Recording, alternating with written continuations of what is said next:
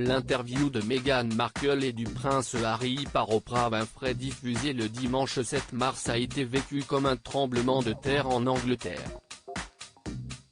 Outre-Manche, les médias ne maquillent pas leur avis sur la question et l'on assiste donc à une véritable guerre entre les pro et anti-Meghan Markle.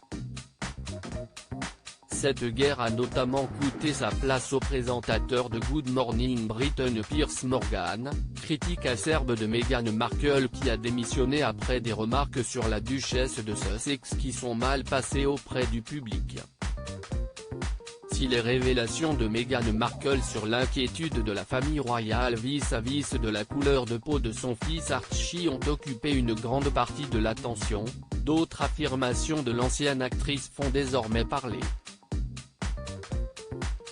C'est notamment le cas de cette phrase de Meghan Markle: « Quand j'ai rejoint cette famille, c'était la dernière fois, jusqu'à notre arrivée ici aux États-Unis, que j'ai vu mon passeport, mon permis de conduire et mes clés. Je n'ai plus rien vu de tout ça. »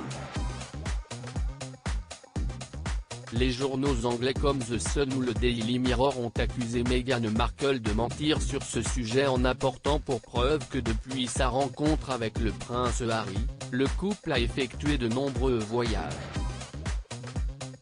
Des sources proches de la famille royale nous ont fait savoir que le passeport de Meghan devait être gardé en sécurité pour assurer qu'il ne tombait pas entre de mauvaises mains.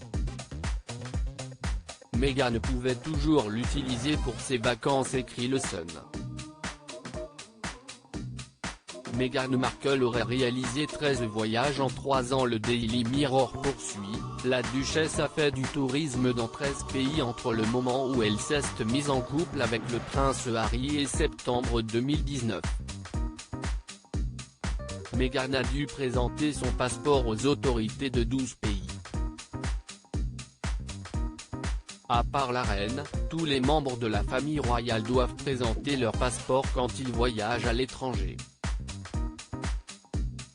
Le Sun a ensuite entrepris de lister tous les voyages effectués par Harry et Meghan durant cette période, ils sont notamment allés au Botswana, en Italie ou encore aux Pays-Bas.